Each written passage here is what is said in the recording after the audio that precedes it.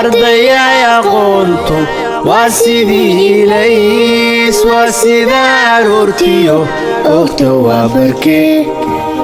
bismillaahi raxmaani raxiim. maadada waa physics, galaaska waa form 4.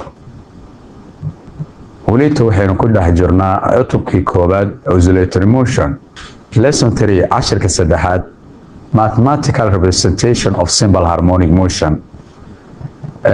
matalaada ama representationka xisaabeed ee uu leeyahay simple harmonic motion.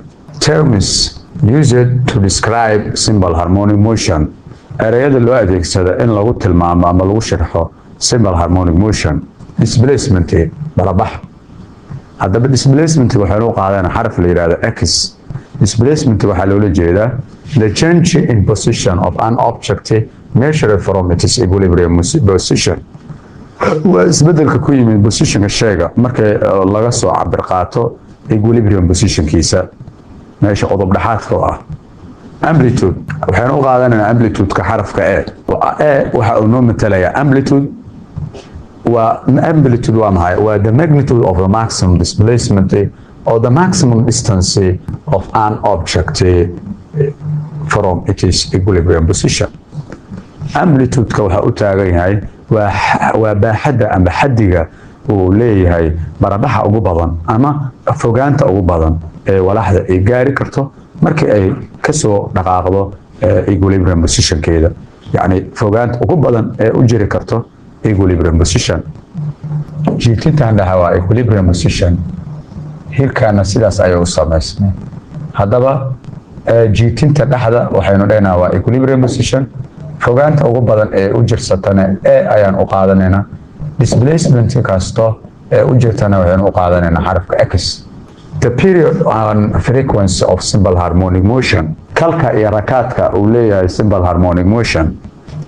angular frequency rakaad xagleedka is defined as angular displacement per unit volume per unit time. waxaynu ku qeexi karnaa angular frequency-ga waa angular displacement-ga markii loo qeybiyo halbeega time-ka. its unit is radian per second. waxaa lagu cabirayaa radian per second. the mass on the spring makes one full oscillation 2 by radian in one period t, so the angular frequency can be found by. haddaba maaska walaxda ay leedahay maaska saaran moolada waxa uu sameynayaa oscillation buuxa 2 by radian in one period halkal.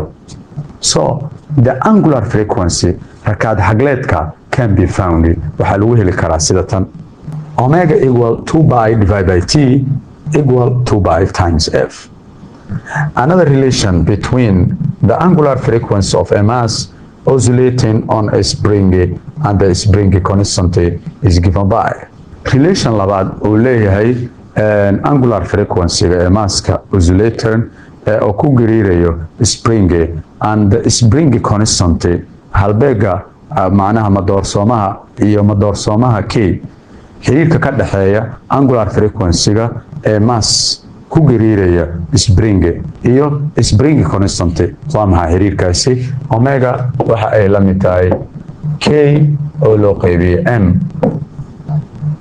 k loo qeybiyey m sida noogu xusan page-ka xiga. period. okay, the acceleration of angular frequency is given by. acceleration by angular frequency-ga wuxuu la mid yahay minus omega square times x.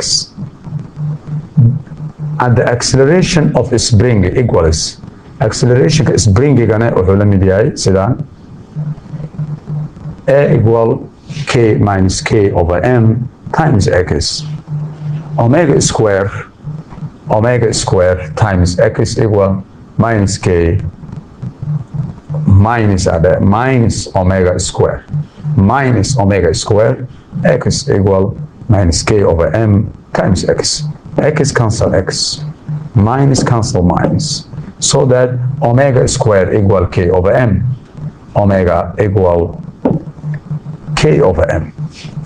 kan haddaba this waa maxay? waa another relation oo ka dhaxeeya angular frequency-ga iyo spring constant-ga. The force constant haddaba force constant-ga madoorsoomaha xoogga waa is a measure of rigidity or stiffness of the spring.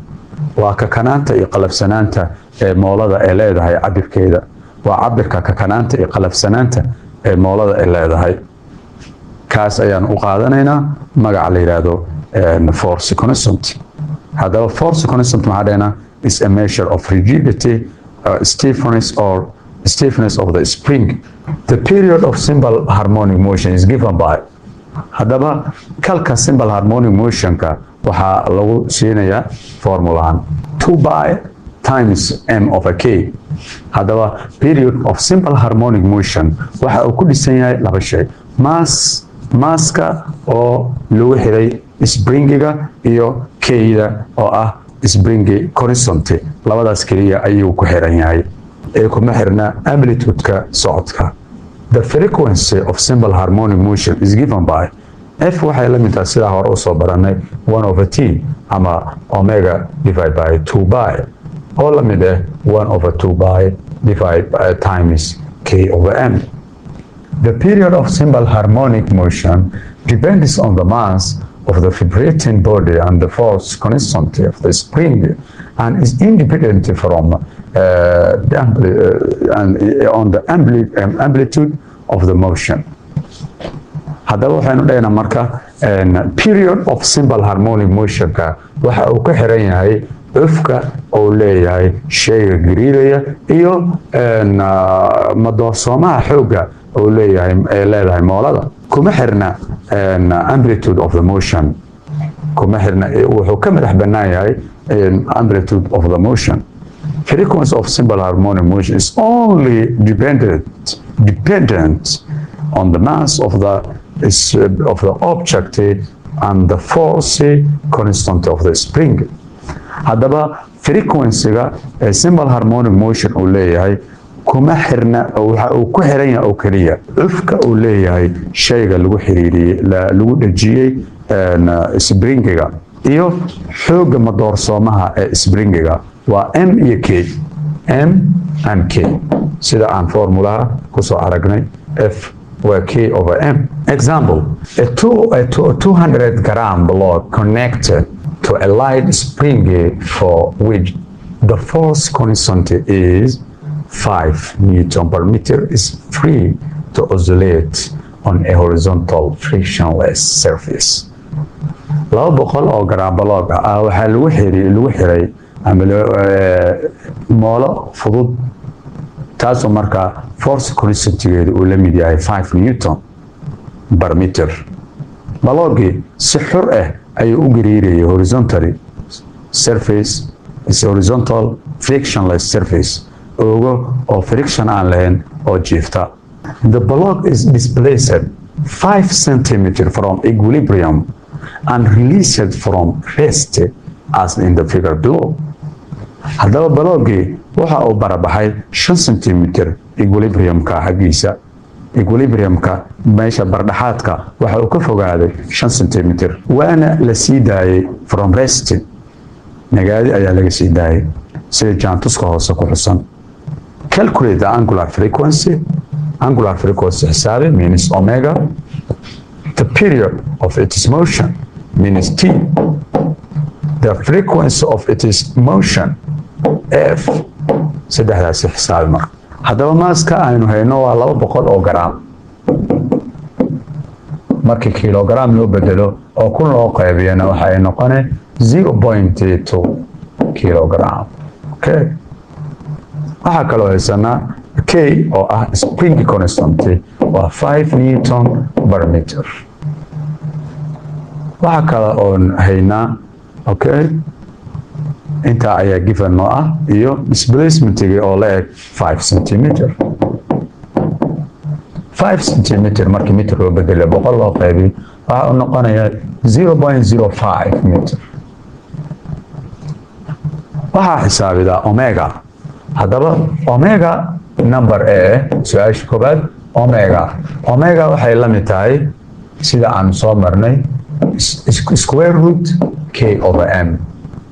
k waxa ay la eg tahay 5 newton per meter, halka m2 ay la eg tahay 0.2 kilogram. Okay, 5 newton markii 0.2 loo qaybiyo, haddaba waxaa soo baxayda 5 radian per second.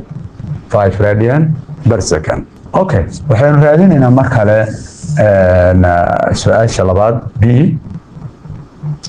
Period ayaa noola diray.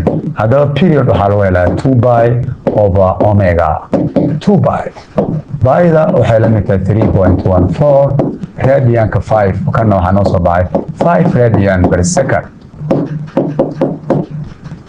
haddaba radian cancel radian, haddaba periodkeena waxa uu la mid noqonayaa 1.256 second, halka frequency-ga uu la eegyahay 1/t. waa su-aasha b waa ka shaqeynay. c frequency-geena wuxuu leeyahay 1/t. 1 ft waxay la mid tahay 1.256 second. Okay, haddaba marka labadaas isku qaybina waxaa noo soo baxaya. haddaba jawaabtu waxay noo noqonaysaa 0.8 hertz. Practice. isku day su'aalahan in aad xallisid. Thank you. ardayay aqoontu waa sidii ilays, waa sida aroortiyo ogta waa barkee.